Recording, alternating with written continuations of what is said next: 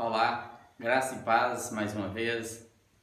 Eu quero, nesse instante, junto com você, tentar terminar o capítulo 14 de Lucas e continuar lendo a história de Jesus pelos 4 evangelhos. Eu quero chamar a atenção para quem está chegando que nós estamos lendo a vida de Jesus através dos 4 evangelhos. Tem aí esse já é o 29º vídeo nosso. Está em sequência, parte 1, parte 2, parte 3. Está tudo ordenado. Vai aí no canal, se inscreva e participe e leia. E se você está atrasado, está chegando agora, leia de onde nós paramos. E aí, na sequência, nós terminaremos os 4 evangelhos e, quiçá, queira Deus que a gente continue lendo todo o Novo Testamento, versículo por versículo. Então, eu te convido nesse instante a reunir sua família, a reunir os que estão próximos de você, para a gente continuar a partir do verso 7 de Lucas 14. Observe que em Lucas 14, era um dia de sábado, um fariseu convida Jesus para ceiar com ele. E Jesus vai nessa ceia, nessa casa. Jesus cura um homem que era hidrópico, tinha um problema de inchaço na barriga d'água, e Jesus o transforma e o abençoa. Então Jesus, diz o verso 7, reparando como os convidados escolhiam os primeiros lugares, propôs-lhes uma parábola. Quando por alguém fores convidado para um casamento, não procures o primeiro lugar, para não suceder que, havendo um convidado mais digno do que tu, vindo aquele que te convidou e também a ele, te diga, dá o lugar a este. Então irás envergonhado ocupar o último lugar. Pelo contrário, quando fores convidado, vai, toma o último lugar, para que quando vier o que te convidou, te diga, amigo, assenta-te mais para cima, ser-te-á isto uma honra diante de todos os mais convivas. Pois todo que se exalta será humilhado, e o que se humilha será exaltado. Aqui nós já temos uma pequena lição. É a lição de que no caminho, na caminhada nossa com Jesus, como discípulos, como servos, a gente tem que aprender o caminho da humildade. Porque a gente joga muito para fora, disputas, poder, os primeiros lugares, sempre ter os aplausos, as glórias humanas, os holofotes sobre si. E Jesus aproveita aquela deixa ali e fala para os seus discípulos e para todos. No reino de Deus não funciona assim. No reino de Deus, quem se humilha é que é exaltado naquele dia, que vai ouvir o vinde benditos do meu Pai. Então, no caminho, a gente tem que aprender o caminho do humus, de assumir a nossa situação de servo e servir. E ser humilde aqui não é ser uma pessoa desfigurada, que se veste má, que tem aquele semblante tristinho. Não. Tem gente que se veste má, mas é porque é miserável mesmo. E tem gente que tem o semblante tristezinho, é porque gosta de chamar atenção, para aparecer. Não, ser humilde é ser como Jesus. Jesus é o padrão nosso de humildade. Embora não pareça, porque tem momentos na caminhada de Jesus que ele chama para si a responsabilidade de dizer, eu sou o pão da vida, eu sou a água viva, eu sou o caminho, a verdade e a vida, eu sou a porta. Então Jesus às vezes parece um megalomaníaco, alguém que quer chamar a atenção. Não. Ser humilde é justamente Jesus sabia quem ele era. E ele vai até onde ele podia ir como servo, porque ele mesmo tendo toda a glória, ele se esvazia da sua glória, despe-se de tudo, e se torna homem como nós, assume a figura humana. E ele não usurpa o trono de Deus, ele mantém-se alinhado com Deus, porque Deus também é um Deus de humildade. Mas por que eu sei então que Jesus é humilde? Porque ele sabia se portar em todas as situações. E foi ele mesmo quem diz em Mateus 11, 28, vinde a mim todos vós que estáis cansados e sobrecarregados. E no final diz, e aprendei de mim porque sou manso e humilde de coração, de espírito. Então o reino de Deus é para os humildes, é para aqueles que no caminho entendem que Deus deu dons para nós, mas o meu dom não é para mim sobressair sobre o outro, me vangloriar, me tornar arrogante, não, é para mim humildemente, espiritualmente, me tornar servo e servir a todos. É assim que Jesus nos ensinou o caminho da humildade. Então, aprenda a ser humilde e saiba até onde você pode ir e não queira ser nada além daquilo que Deus te chamou para ser.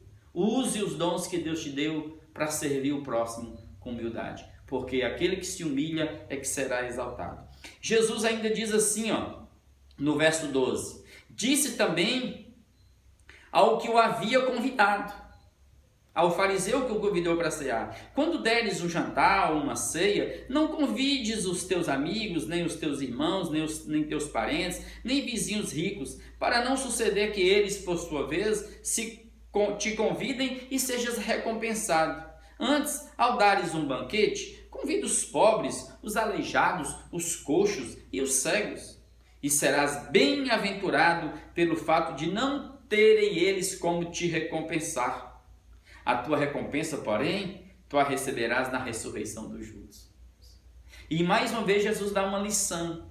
Não é que eu não tenho que fazer festa em minha casa para convidar os meus, eu tenho que fazer isso. Mas todas as vezes que assim eu fizer, eu tenho que checar minhas motivações. Porque se eu estou convidando A, B e C, que são chegados meus, que são ricos, são meus parentes, meus vizinhos, meus mais chegados, com o intuito de que eles também me convidem para as suas festas, isso é barganha. Não tem amor nisso. Então Jesus dá deixa de que eu tenho que checar minhas motivações para saber se as coisas que eu estou fazendo no chão da terra é para ganhar aplausos e receber as glórias dos homens. Se assim for, eu também já perdi. Porque o que entra para o reino, o que entra para os portões da eternidade é aquilo que se é feito em amor. Então, quando você convida alguém desprendidamente, quando você ajuda alguém, dá com essa mão, sem que a esquerda veja, para o próximo, e isso você faz com sinceridade, com amor, isso entra para os portões da eternidade. É o que Paulo diz lá na carta aos Coríntios 13, na primeira carta. Sem amor nada aproveita. Não tem significado para a alma. A alma adoece no processo no chão da terra, porque ela fica só no chão da mentira, das construções humanas. Eu gosto de A porque A gosta de mim. Eu gosto de B porque B também gosta de mim. Eu convido C para o churrasco porque C me convida também para os churrascos. E aí vira essa loucura na terra. Então aprenda o caminho da humildade. E entenda o seguinte aqui, Se você faz as coisas pensando só em retorno, em recompensas aqui na terra, você não tem recompensa nos céus. Naquele grande dia, você não ouvirá a voz do Senhor dizendo: vinde benditos do meu Pai. E quando eu falo naquele grande dia, é porque a Bíblia nos remete para isso, mas eu sei que o grande dia é sempre hoje. E é por isso que eu quero fazer uma deixa aqui, porque algumas linhas teológicas usam esse verso 14 para dizer que tem dois tipos de ressurreição. Primeiro, uma ressurreição dos justos, depois uma ressurreição geral. Mas quando se olha tudo e se lê que eu já parto daqui para a vida eterna, e que quando Jesus voltar eu já venho em glória com ele, os mortos estarão sendo ressuscitados, levantados. Então eu percebo que não tem espaço para duas ressurreições, porque se eu penso em duas ressurreições, eu penso em dois juízos. Só há um juízo, um dia. A partir do verso 15, ora, ouvindo tais palavras, ainda dentro dessa casa, nesse contexto, desse banquete que esses fariseus deu para Jesus, um dos que estavam com ele à mesa, disse-lhe: bem-aventurado aquele que come pão no reino de Deus. Esse cara ficou extasiado e disse: feliz, mais que feliz é aquele que participar do reino, que cear naquele dia, que for convidado para as bodas do Cordeiro.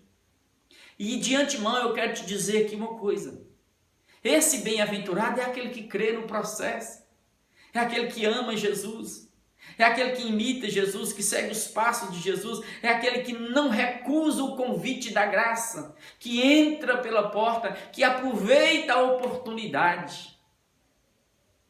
Esse é aquele que crê, como diz Jesus. Bem-aventurado é aquele que crê e não vê. E eu quero continuar nessa perspectiva. Se Deus falar contigo, não recuse não. Abra o coração. Ele, porém, respondeu: certo homem deu uma grande ceia e convidou muitos. Muitos, não são poucos. À hora da ceia, enviou seu servo para avisar os convidados: vinde, porque tudo já está preparado. Não obstante, todos, a uma, começaram a excusar-se, a recusar o convite. Disse o primeiro: comprei um campo e preciso ir vê-lo. Rogo-te que me tenhas por escusado. Outro disse: comprei 5 juntas de bois e vou experimentá-las. Rogo-te que me tenhas por escusado. E outro disse: casei-me e por isso não posso ir. Voltando o servo, tudo contou ao seu senhor. Então, irado, o dono da casa disse ao seu servo: sai depressa para as ruas e becos da cidade e traze para aqui os pobres, os aleijados, os cegos e os coxos. Depois lhe disse o servo: Senhor, feito está como mandaste, e ainda há lugar. Ainda tem espaço para todo mundo, gente. Venha.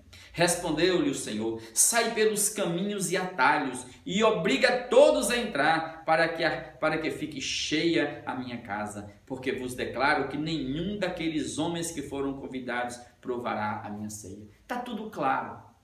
Eu só quero chamar a atenção de você para aquilo que ecoa até os dias de hoje, a fala de Isaías 55.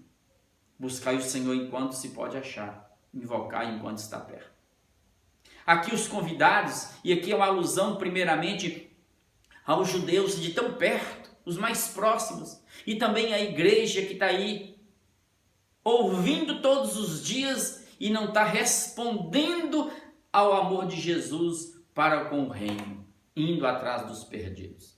Observe que as desculpas são sempre as mesmas. Eu estou ocupado, comprei um campo e tenho que produzir. É uma das características desse tempo, é deixar a gente ocupado e a gente nunca tem tempo para Deus. A outra característica é aquele cara que está trabalhando, que está produzindo, que está fazendo. É tipo gente de dentro de igreja que faz tudo no contexto religioso, que tem uma movimentação enorme, mas não tem tempo para abrir o coração, para fartar a alma aflita. E o outro é aquele que está buscando satisfazer por meio da afetividade os desejos do seu coração. Eu casei, estou ocupado, estou na lua de mel, estou indo para uma festa, estou indo gozar dessa terra. Eu quero te dizer uma coisa, olha gente, é a partir daí que eles são recusados. E o evangelho está indo agora para os becos, para as vielas, para as favelas, para os marginalizados, para aqueles que são os filhos da ignorância, para aqueles a quem nós temos fechado os olhos, achando que são aqueles que são os samaritanos, os cãos, aqueles que não têm direito a nada. São justamente esses que estão sendo forçados a entrar nos céus, porque eles não foram alvos da graça e do amor de Deus derramado em nós, em nossas igrejas, em nossos locais de culto. Nós estamos ficando frios e insensíveis. E o tempo requer de nós agora desapego. E eu quero te convidar, não fique fora desse banquete celestial, em nome de Jesus. Escuta Jesus. Decida sempre pelo amor nesse instante e busque-o de todo o coração. Grandes multidões o acompanhavam. Gente já está seguindo Jesus agora, já não está mais no ambiente daquela casa. E ele, voltando-se, lhes disse: vamos separar os homens dos meninos. Vamos separar os religiosos daqueles que de fato são discípulos. Porque o juiz está começando pela casa, é pelos de dentro que começa o juiz. Vamos lá, vamos fazer um teste. Aí Jesus vem e diz que palavra difícil e dura, para mim e para você escutar num tempo como os de hoje. Se alguém vem a mim e não aborrece a seu pai, mãe, mulher, e filhos, irmãos e irmãs, e ainda a sua própria vida, não pode ser meu discípulo, andar nas minhas pegadas, vir após mim. E qualquer que não tomar a sua cruz e vir após mim, não pode ser meu discípulo. Pois qual de vós, pretendendo construir uma torre, não se assenta primeiro para calcular a despesa e verificar se tem os meios para concluir? Para não suceder que, tendo lançado os alicerces e não a podendo acabar, todos que a virem zombem dele, dizendo: este homem começou a construir e não pôde acabar. Ou qual é o rei que, indo para combater outro rei numa batalha, numa guerra, não se assenta primeiro para calcular se com 10.000 homens poderá enfrentar o que vem com ele com 20.000 homens? Caso contrário, estando o outro ainda longe, envia-lhe uma embaixada pedindo condições de paz. Assim, pois, todo aquele que dentre vós não renuncia a tudo quanto tem, não pode ser meu discípulo. Os dois exemplos são simples. Da construção, começou uma obra, termine. Para não ficar no meio do caminho, o pessoal zombar de você. Vai para uma batalha, calcula primeiro se com os teus soldados, com o arsenal que você tem, você consegue vencer o outro. Para você também não ser envergonhado e não ser humilhado. Agora veja bem, qualquer um que não renunciar a tudo quanto tem não pode ser meu discípulo. Isso aqui é que Jesus conclui para o que ele disse anteriormente. Gente, pai meu, mãe minha, meus irmãos, meus tios, meus filhos não estão acima do meu Senhor que é Jesus.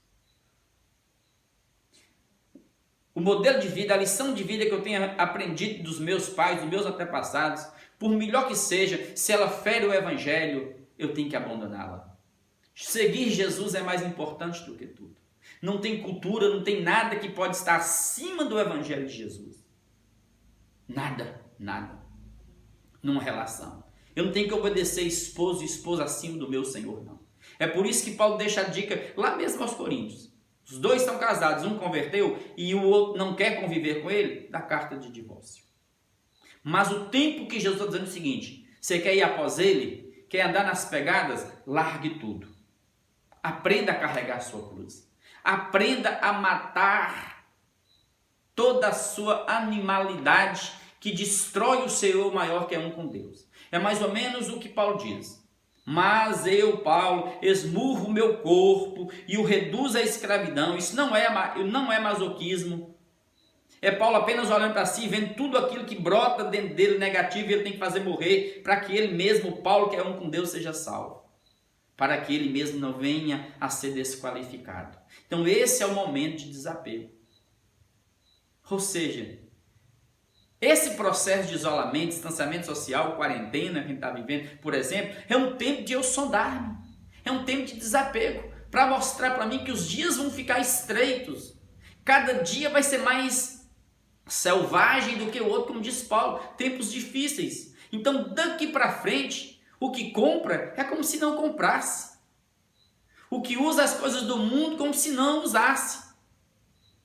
E os que vão adquirindo bens é como se não os possuísse, porque tudo vai passar. Então quem caminha para a eternidade, Jesus está dizendo, tem que estar desapegado. Quanto menos fardo tiver sobre suas costas, vai ser melhor a sua caminhada. Então abandone-se os pesos que matam você e que te afrouxa e que te aperta aqui na terra. E te joga para baixo. E te faz viver só nesse horizonte. Não. Levante a cabeça, desapegue-se, sirva a Deus e deixe que Deus cuide de ti. Deus é bom, Deus é Pai. Eu quero nesse instante orar com você. Orar com você porque Jesus disse que o sal é bom. Mas se o sal vier a insípido, como lhe restaurar o sabor? Nem presta para a terra, nem mesmo para o monturo. Lançam-no fora. Quem tem ouvidos para ouvir, compreende e ouça. Ouça, ouça. Eu sou o sal da terra, mas se eu, já como sal, não cumpro a minha função, se eu sou discípulo de Jesus e como discípulo de Jesus, eu não cumpro a minha função de amar, de servir, de caminhar em verdade, eu estou envergonhando, eu para nada mais presto. Naquele dia só vou ouvir a voz dizendo, apartai-vos de mim, a porta já está fechada, não tem como vocês entrarem mais. Então seja sal e dê sabor e significado à vida. Que Deus nos abençoe e eu quero orar com você nesse instante. Feche seus olhos, vamos orar ao Pai. Deus, obrigado por esse momento, por essa palavra gostosa. Obrigado, Jesus, que o Senhor nos ensina a ser os humildes como Tu. E sabermos, Pai, nos posicionar nessa terra e considerar sempre o outro superior a gente. Ó Deus, e livrar-nos da arrogância e da jactância. Obrigado por esse momento. Agora, Pai, ajuda-nos, Pai, a não querermos as glórias aqui da terra. E ajuda-nos, Pai, a sermos simples e humildes e nunca jamais recusar o convite da graça, de sermos incluídos, ó Deus, na graça do Senhor. Ó Deus, e fazermos parte dessa igreja, ó Deus, invisível que alcança o mundo de todos os tempos. Obrigado, Pai, porque nós somos igreja do Senhor pelo sangue derramado sobre nós. Agora, Pai, ajuda-nos a carregarmos a nossa cruz.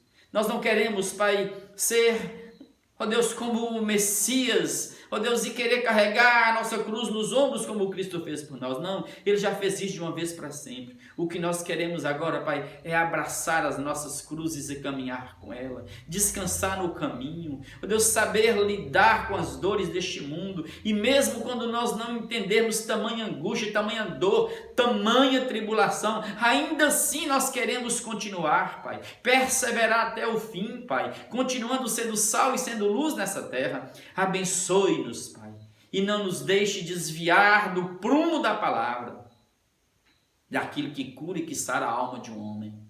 É assim que eu te peço por mim, pela minha casa, por todos que estão ouvindo, que a cura do Senhor brote dentro de cada casa nesse instante, e que o Senhor abençoe mais uma vez a nossa terra, a nossa nação, nossos líderes, em nome de Jesus, para a glória de Jesus. Amém, amém, amém, amém.